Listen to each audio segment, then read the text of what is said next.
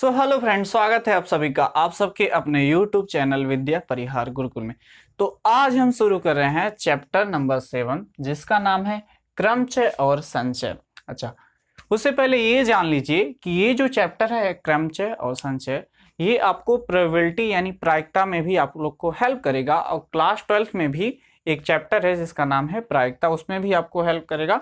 यानी अगर ये चैप्टर आप ध्यान से पढ़ लें, ध्यान से आप लोग अगर इस चैप्टर को पढ़ लें तो क्लास 11th में भी वाला कंप्लीट हो जाएगा, लगभग कंप्लीट हो जाएगा, बस थोड़ा सा और कॉन्सेप्ट पढ़ना पड़ेगा, ठीक है।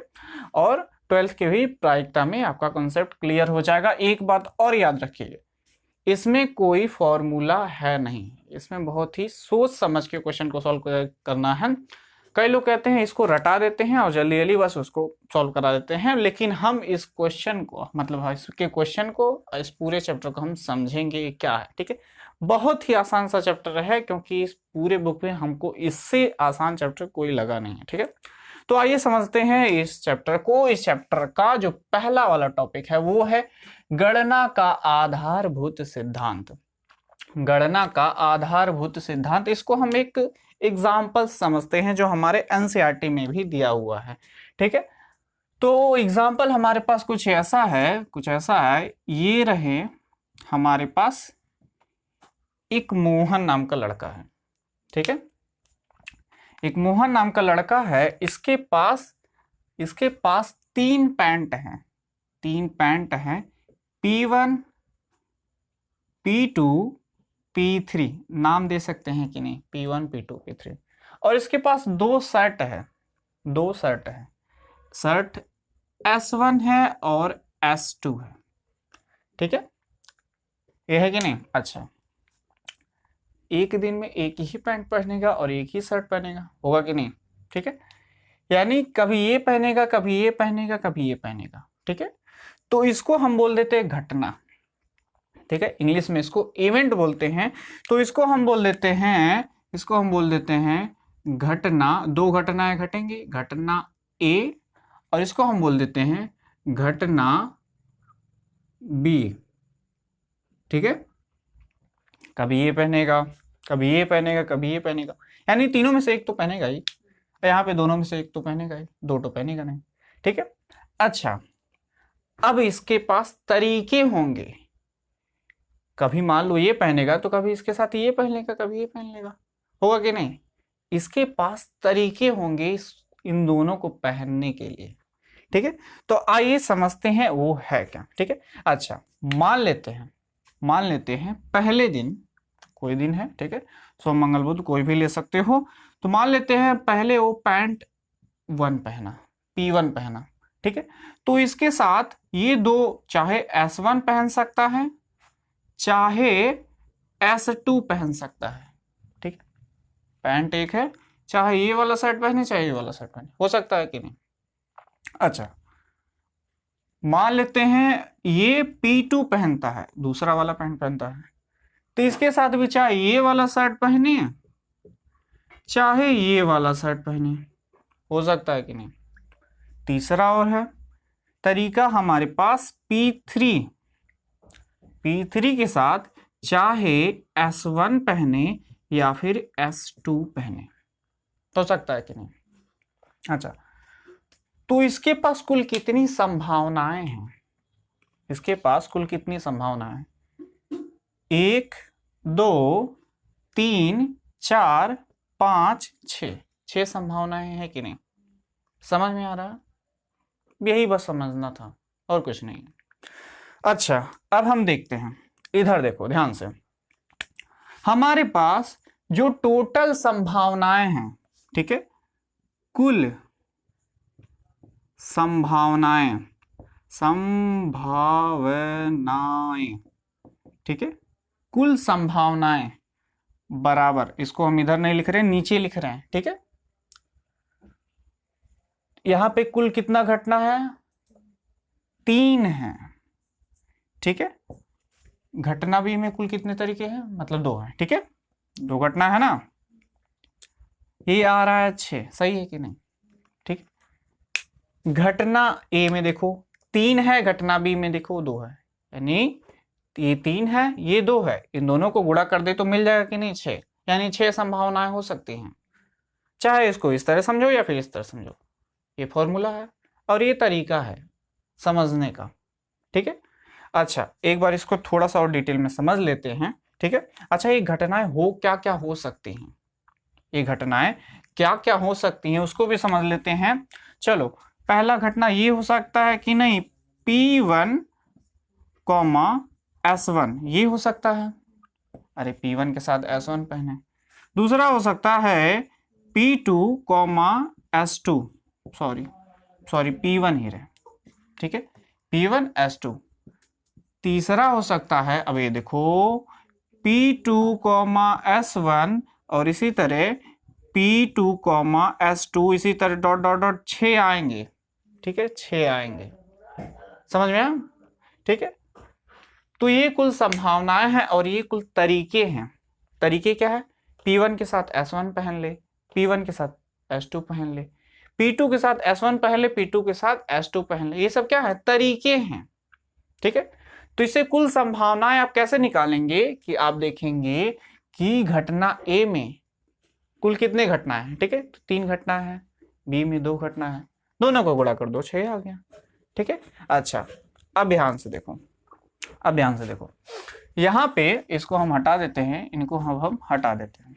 ठीक है, मान लेते हैं हमारे पास घटना A है। ठीक है, घटना A है जो M तरीके से घटित हो सकती है। ठीक है, देखो घटना A था, ये 3 तरीके से घटित हो सकता था, घटना B 2 तरीके से घटित हो सकता था, तो कुल कितनी संभावनाएं बन रही थी? 3 गुणे 2। ठीक है, अगर हम मान लेते हैं हमारे पास एक घटना M है। ठीक है, एक घटना है जो M तरीके से घटित हो सकती है, M तरीके से घटित हो सकती है, और घटना हमारे पास एक B है जो N तरीके से घटित हो सकती है, उसी के बाद एक घटना N भी है जो N तरीके से घटित हो सकती है। तो कुल कितनी संभावनाएं बनेंगी? Mn। ठीक है, यही जो सिद्धांत है, यही जो तरीका है, इसी को गणना का आधारभूत सिद्धांत कहते हैं। समझ में आया?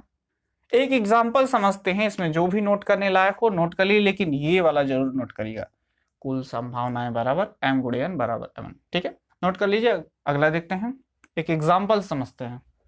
तो हमारे पास एक एग्जाम्पल, मतलब एग्जाम्पल नंबर 1 जो दिया है वो बोला गया है, हमारे पास एक शब्द है ROSE यानी रोज। ठीक है, तो हमको बनाना है इसी से, इन्हीं चारों वर्ड से मिलकर के बनाना है हमको, चार अक्षर वाले शब्द बनाना है। ठीक है, 4 अक्षर वाले शब्द बनाना है, और यहाँ पे इसमें से कोई भी वर्ड, कोई भी जो अक्षर, इसका रिपीटेशन नहीं होना चाहिए, यानी पुनरावृत्ति नहीं होना चाहिए। और वो जो शब्द जो बनेगा, या तो अर्थ, मतलब उसका कोई अर्थ निकले या ना निकले, इससे कोई मतलब नहीं। आपको ये बताना है कि इन 4 लेटर से, यानी 4 अक्षरों से कितने शब्द बनाए जा सकते हैं, इसमें से कोई भी अक्षर रिपीट नहीं होना चाहिए। ठीक है, इसका वो डिपेंड नहीं करता है कि इसका कोई अर्थ निकले या ना निकले। देखो कैसे कैसे वो निकालेंगे, देखो इसके शब्द क्या क्या होंगे। ROSE है, हम इसको लिख सकते हैं ROES। ठीक है, और ये है ESOR, ये भी हो सकता है, ORSE ये भी हो सकता है। तो इसी तरह हमको देखना है कि कुल कितने शब्द बन रहे हैं। यहाँ पे कोई भी, जैसे 2 बार O नहीं आना चाहिए, 2 बार R नहीं आना चाहिए, और हमको कितने अक्षरों वाला बनाना है? 4 अक्षरों वाला कोई शब्द बनाना है इसी से। ठीक है, 4 अक्षरों वाले शब्द बनाना।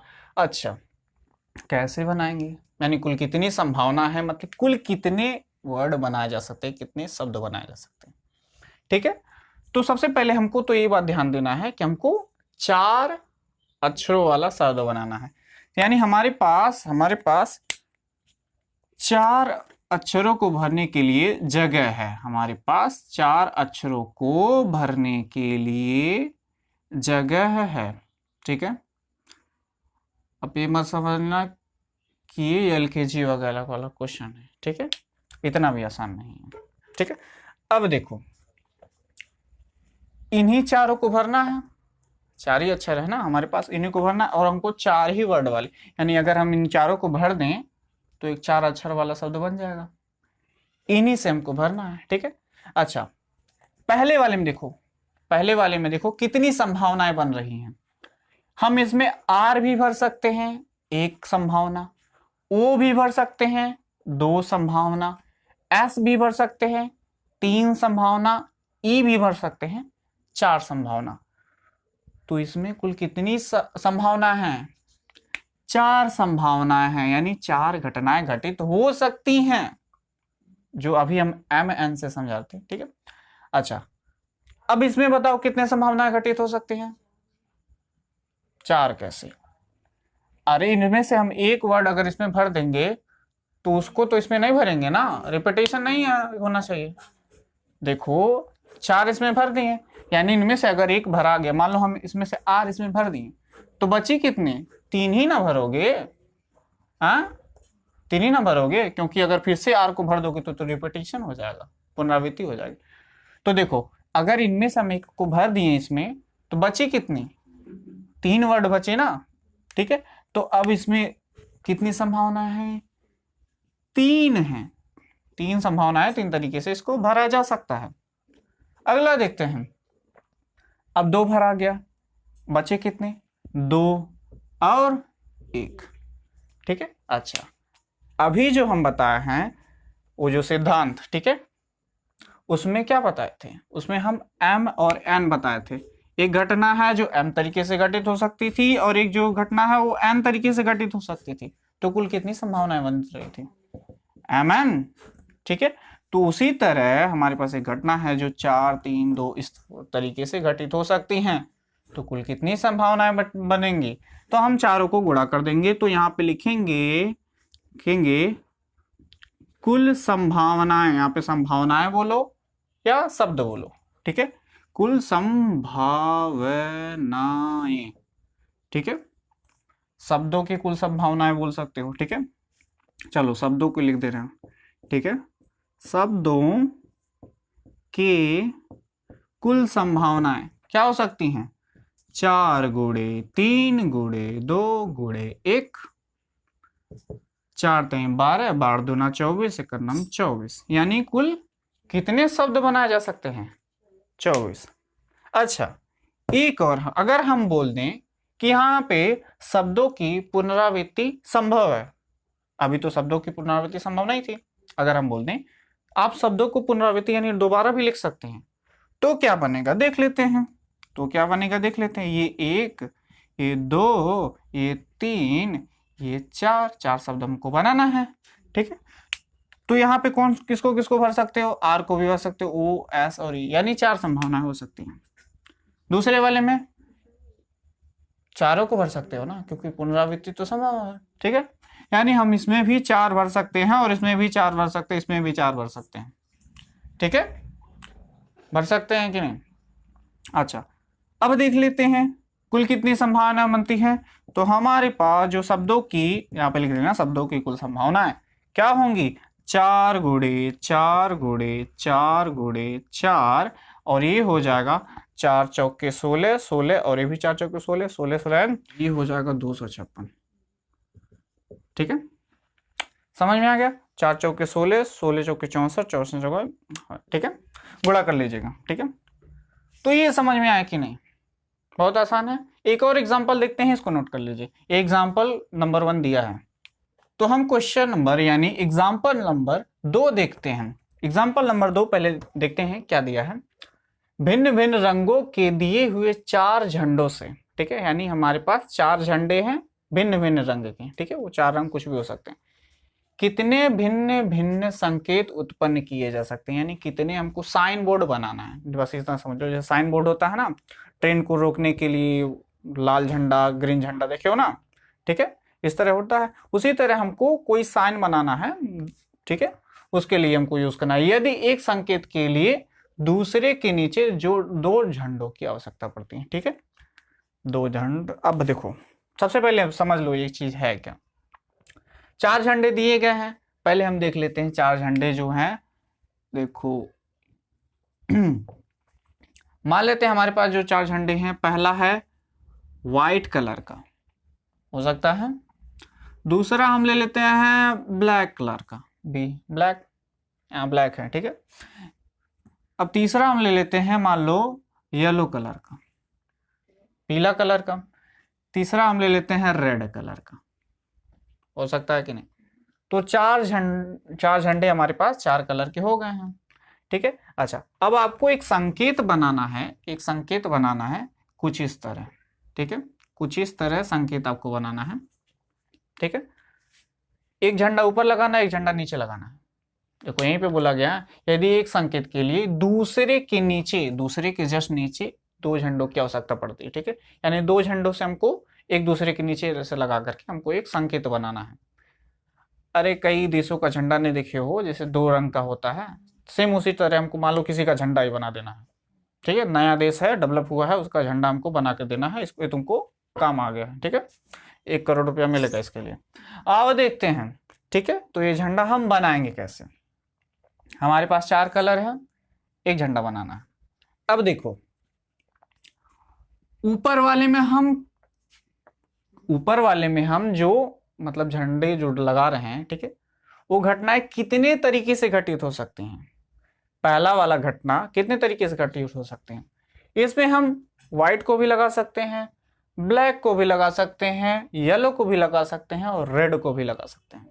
लगा सकते हैं नहीं, तो यानी जो पहला वाला, ठीक है, पहला वाला जो घटना है वो 4 तरीके से घटित हो सकता है, ठीक है। अब मान लेते हैं हम ऊपर वाले को व्हाइट ही कर देते हैं, ठीक है। अच्छा, व्हाइट यहां से निकल गया, दोबारा तो इसको लगाएंगे नहीं ना, व्हाइट फिर से लगा दो तो पूरा सफेद हो जाएगा, ठीक है। तो ऐसा तो बनाएंगे नहीं हम, अच्छा बनाना है, 1 करोड़ रुपया मिलेगा। अच्छा, अगला देखते हैं। तो अगला हमारे पास जो अगला रंग बनाने के लिए हमारे पास 3 ही कलर है, ब्लैक है, येलो है, रेड है, ठीक है। तो अगला घटना कितने तरीके से घटित हो सकती है, 3 तरीके से, ठीक है। 3 तरीके से घटित हो सकती है। बन गया, ये व्हाइट है और ये ब्लैक है और ये बन गया हमारे पास झंडा। थोड़ा बढ़िया से रंग लेना, ये बन गया, ठीक है। यहां से आपको पैसे मिल जाएंगे, ठीक है। अच्छा, अभी तो एक ही बना है, यहां पे बोला गया है कितने मतलब इस तरीके कितने साइन बना सकते हैं, ये बोला गया है ना। तो हमको पता है, क्या पता है, अभी बता है आधारभूत सिद्धांत, ठीक है। तो हमको अतः हम लिख सकते हैं, हम अतः पहली घटना यहां पे लिख लेना, झंडा 1, ठीक है, रंगों का जो घटना है वो 4 तरीके से घटित हो सकती है, ऐसा लिख लेना। पहली घटना 4 तरीके से घटित हो सकती है, यानी पहले रंग का झंडा 4 तरीके से घटित हो सकती है। दूसरा रंग का जो झंडा है वो 3 तरीके से घटित हो सकती है। तो यहाँ पे लिख लेना, इसको लिख लेना, ठीक, ज्यादा लिखवाने रहे। अतः गणना के आधारभूत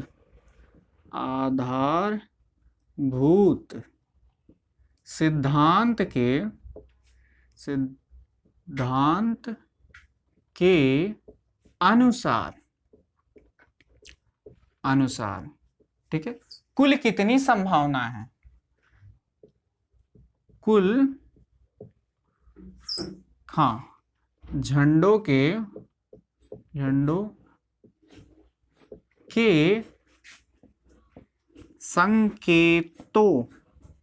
संकेतों की संभावनाएं,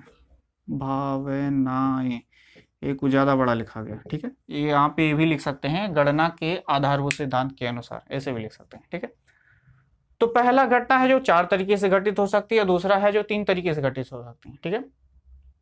पिछले वाले में गणना के आधारभूत सिद्धांत में यहाँ पे mn था, गुणा कर देते थे, तो अभी भी हम गुणा ही करेंगे, 4 गुणे 3, ठीक है। तो कुल कितनी संभावना है, यानी हम 12 संकेत बना सकते हैं इन 4 रंगों के यूज से, ठीक है। इन 4 रंगों को यूज करके हम 12 क्या बना सकते हैं, संकेत, और हम कितना पैसा कमा सकते हैं, 12 करोड़ रुपए, ठीक है, तो नोट कर लो। अगला देखते हैं। तो अब हम एग्जाम्पल नंबर 3 देखते हैं। ठीक है, क्या बोला गया है, अंकों 1 2 3 4 5 से कितनी 2 अंकी सम संख्याएं बन सकती हैं। ठीक है, यदि अंकों की पुनरावृत्ति की जा सकती है। ठीक है, यानी हमारे पास 5 संख्याएं दी गई है 1 से लेकर के 5 तक।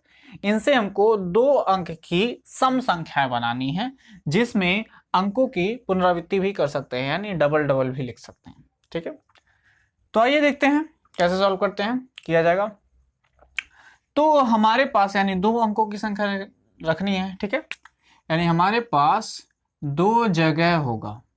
ठीक है, हुआ कि नहीं, ये इकाई ये दहाई, इकाई दहाई रखेंगे तभी ना 2 अंकों की बनेगी। अच्छा, अब देखते हैं, अगर हमको सम संख्या बनाना है, सम संख्या क्या होता है, जो 2 से विभाजित हो सके, 2 से विभाजित हो सके। ठीक है, यानी इकाई अंक पे जो संख्या होनी चाहिए, ठीक है, वो 2 से विभाजित होना चाहिए, या तो वो 2 से विभाजित हो, ठीक है, या वो 2 खुद हो। ठीक है, तो यहां पे ऐसी कौन कौन संख्याएं जो 2 से विभाजित हो सकती हैं, 2 भी है और 4 भी है। ठीक है, यानी इकाई अंक को ऐसे लिखेंगे, इकाई अंक को, अंका लिख दिए, अंक को, इकाई अंक को 2 तरीका नहीं सही लिखाया है, तरीकों से भरा जा सकता है, भरा जा सकता है।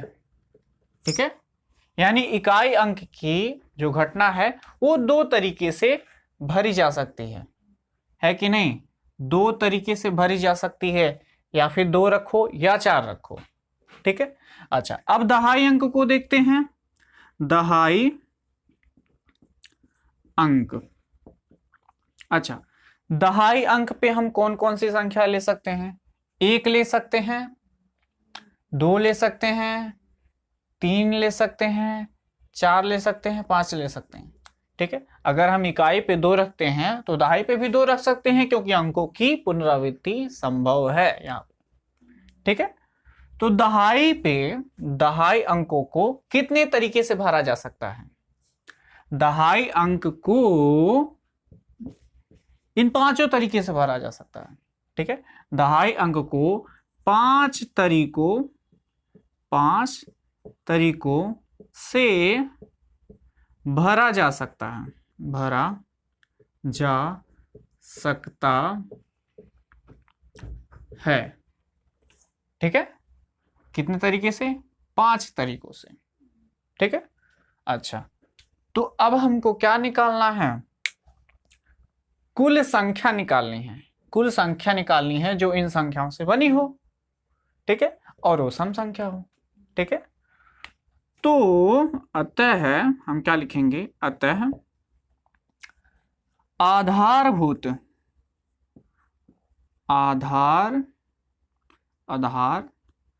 आधारभूत गणना के सिद्धांत के अनुसार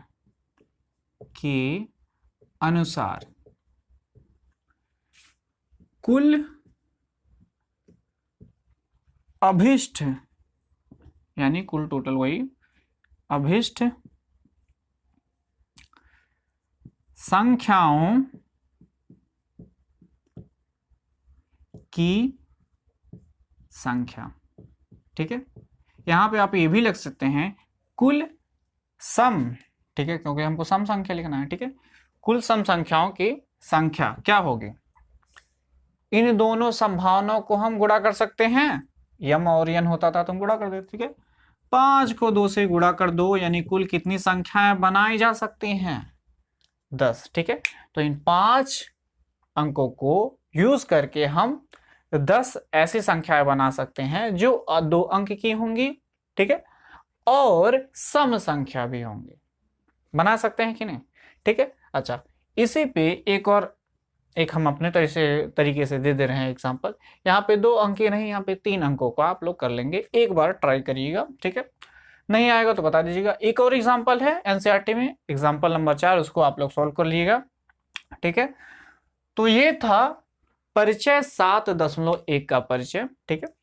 इसके बाद हम देखेंगे एक्सरसाइज यानी प्रश्नावली 7.1 को। तो मिलते हैं अगले वीडियो में, तब तक के लिए धन्यवाद।